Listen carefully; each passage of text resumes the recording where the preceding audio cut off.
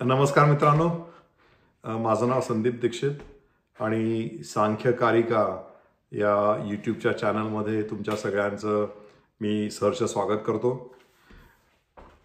मी क्लिवलंड अमेरिकेमध्ये राहतो. आणखीन सांख्यकारिका ही जी कपिल मुनींनी साधारणपणे 5300 वर्षापूर्वी लिहिलेली आहे, ज्याचा गीतेमध्ये सुद्धा कृष्णाने उल्लेख केलेला आहे. आणखीन स्वामी विवेकानंदांनी कपिल मुनी यांना फाउंडर ऑफ फिलॉसॉफी, म्हणजे हा फिलॉसॉफी हा जो विषय आहे की हे जग म्हणजे काय आहे, आपण सगळे कुठून आलो, आपण कसे तयार झालो, याची डॉक्ट्रिन ही कपिल मुनींनी लिहिलेली आहे की ज्याच्या आधारित अनेक नवीन पंथ, धर्म म्हणा, विचारवंत निर्माण झाले. माझ्यावर या सांख्यकारिकेचा खूप प्रोफाउंड इम्पॅक्ट झाला. ही मला साधारणपणे 2007 मध्ये मी न्यूयॉर्कमध्ये असताना एकदा मी गुगल सर्च करताना मला हे डॉक्युमेंट मिळालं आणि मला ते खूप अपिलिंग वाटलं. कारण ह्याच्यामध्ये, या सांख्यकारिकेमध्ये कुठलीही भाविकता नाही आहे आणि लॉजिकल, हे जे आपण म्हणतो मॉडेल, लॉजिकल मॉडेल, तसं हे सांख्यकारिकाचं हे लॉजिकल मॉडेल आहे. मी उदाहरणार्थ एक साधा श्लोक सांगायचा तर,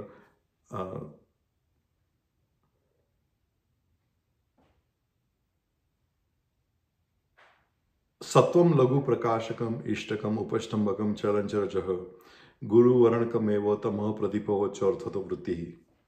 म्हणजे सत्व हे लघु प्रकाशासारखं असतं, रजस हे खूप ॲक्टिव्ह एनर्जी आहे आणि तमस हे गुरुवर्णकम एव, म्हणजे हे अनव्हलपिंग हेवी मास आहे आणि प्रदीपवच्च अर्थतो वृत्ती, म्हणजे आणि हे सगळे एका कंदिलामध्ये जी एक ऑइल असतं, वात असते आणि ज्योत असते, त्याप्रमाणे तिघं एकत्र काम करतात.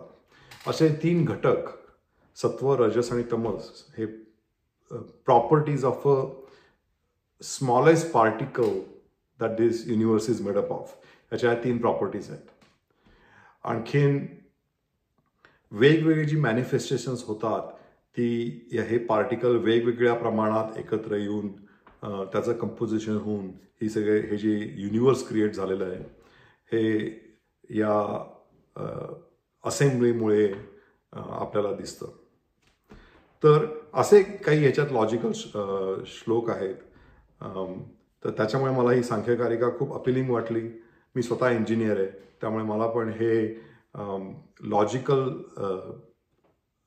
रेझोल्युशन म्हणूया आपण ऑफ एनी थॉट प्रोसेस, ही या सांख्यकारिकेत मला दिसली आणि म्हणून मला ती खूप अपिलिंग वाटली.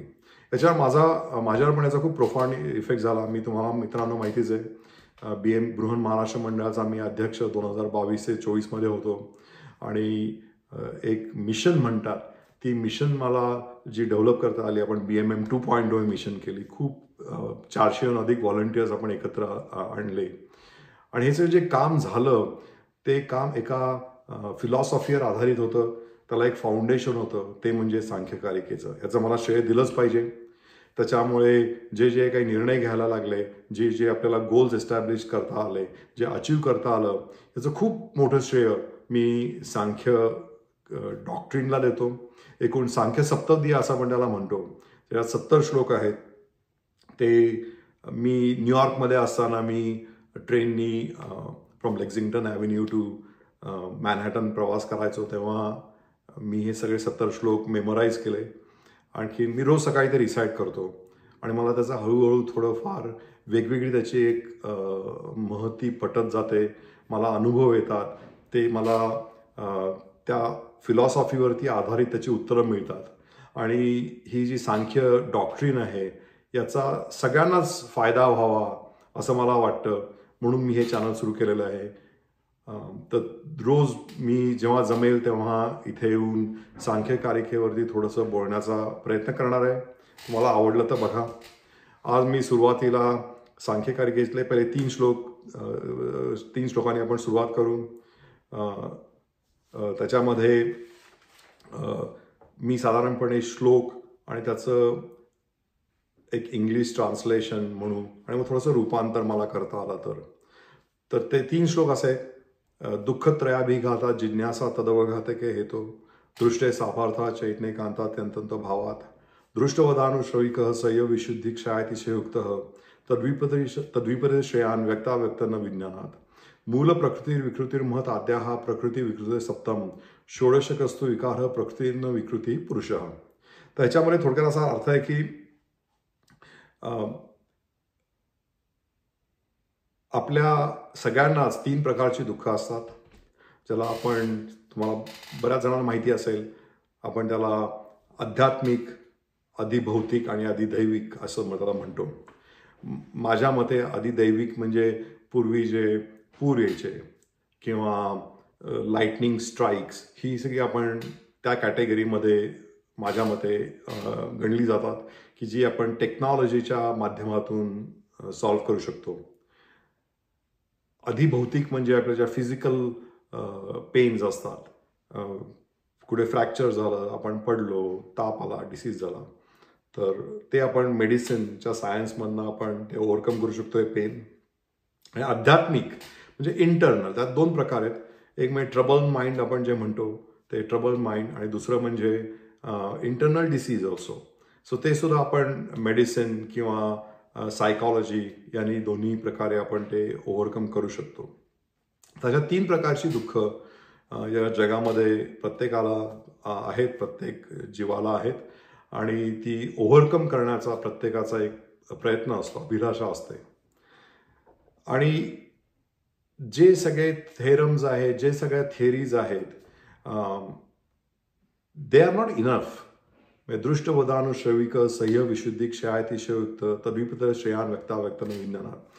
सो कपिल मुनीचं जी ही सांख्यकारिका आहे, ही प्रॉब्लेम स्टेटमेंट मी सुरुवात होते.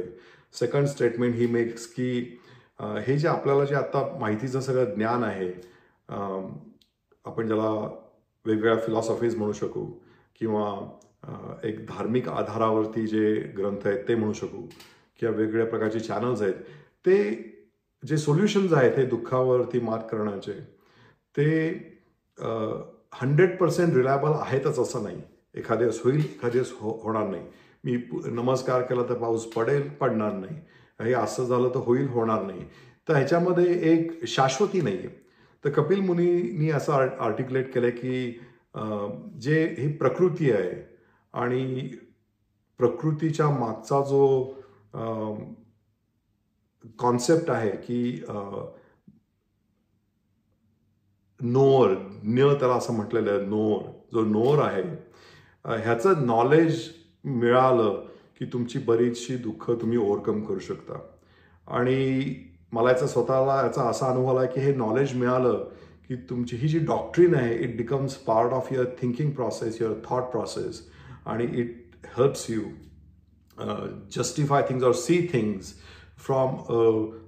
from a model perspective, आणि helps you make a right decisions. आणि तिसरा जो श्लोक आहे त्याच्यामध्ये तो म्हणतो की मूल प्रकृती विकृतिर्महत आद्याः प्रकृती विकृतय सप्तम षोडशकस्तु विकारः प्रकृतीनं विकृती पुरुषः. की मूळ प्रकृती ही कशाच्याही पासून तयार झालेली नाही. म्हणजे आपण जे प्रकृती म्हणजे फायनाईट पार्टिकल जे मगाशी म्हटलं, ज्याच्यामध्ये सत्व, रजस, तमस या 3 प्रॉपर्टीज आहेत. आणि तुम्हाला पण आश्चर्य वाटेल मित्रांनो की E=mc², मध्ये E is energy, M is mass and C is light. आणि सत्वम लघु प्रकाशकम इष्टकम उपष्टंबकम चलंचरजः गुरुवर्णकम एव तमः प्रदीपवच्च अर्थतो वृत्ती. मग हे जे 3 कंपोनंट्स आपल्या श्लोकामध्ये 5400 वर्षापूर्वी दिलेले आहेत, तेच 3 कंपोनंट्स E=mc² मध्ये आहेत. तर मला सगळ्यांनाच ही अभिमान वाटण्यासारखी गोष्ट आहे. तर मूळ प्रकृती आहे ही कशाच्याही पासून तयार झालेली नाही. आणि मूळ प्रकृतीपासून आपण ज्याला महत म्हणतो की अवेअरनेस, आणि हे सगळं, आणि आपण जे बोलतोय हे सगळं मटेरियल वर्ल्डमधलं आहे. कारण जी मूळ प्रकृती आहे it's a finite particle, and everything that we are going to talk about is, first of all, before we go to what is not in the प्रकृती, आपण काही दिवस हे फक्त प्रकृतीबद्दल बोलणार आहोत की ही सगळी फायनाईट प्रकृती आहे, की याच्यामध्ये ही सगळे जे पार्टिकल्स आहेत त्या पार्टिकल्सपासूनही तयार झालेले युनिवर्स आहे ते आपण बोलतो आहोत. Everything is made from materials. So जेव्हा आपण म्हणतो की महत, नंतर अभिमान आणि त्याच्यापासून पुढे तयार झालेले एलिमेंट्स, जे घटक आपण पुढे बघणार आहोत, हे सगळं आपण मटेरियल वर्ल्ड या दृष्टीनेच आता बघायचं आहे. तर तेवढं तुम्ही एक लक्षात ठेवा. आणखीन त्या मूळ प्रकृतीपासून एकूण 7 त्याचं विकृती आपण म्हणतो तयार झालेल्या आहेत, आणि त्याच्यापासून एकूण 16 विकार नंतर निर्माण झालेले आहेत. मूल प्रकृती विकृतिर्महत आद्या हा प्रकृती विकृतय सप्तम षोडशकस्तु विकार प्रकृतीने विकृती पुरुष. आणखीन म्हणजे पुरुष 16 विकार झालेले आहेत. मूल प्रकृती विकृती महत आद्या हा प्रकृती विक्तम सप्तम षोडशकस्तु विकार प्रकृतीने विकृती पुरुष. आणि जो प्रकृती पण नाहीये, जो त्याच्यापासून झालेली विकृती पण नाहीये, तो पुरुष असं त्याचं नाव दिलेलं आहे. आणि त्या संदर्भात आपण एक मला वाटतं 23व्या श्लोकानंतर बोलणार आहोत पुरुष ह्या कॉन्सेप्टबद्दल. पण आता पहिल्या 23 कॉन्सेप्टमध्ये कपिल मुनींनी हे युनिवर्स कसं निर्माण झालेलं आहे, मटेरियल वर्ल्ड, ह्याच्याबद्दल त्यांची डॉक्ट्रिन त्यांनी रेंडर केलेली आहे. ती आपण बघणार आहोत पुढच्या भागात. आपण पुढचे 3 श्लोक घेऊ. तुम्हाला जर ही कल्पना आवडली असली आणि हा उपक्रम आवडला असला तर नक्कीच सांख्यकारिका या चॅनलला सबस्क्राईब करा. Thank you very much. पुन्हा भेटूया.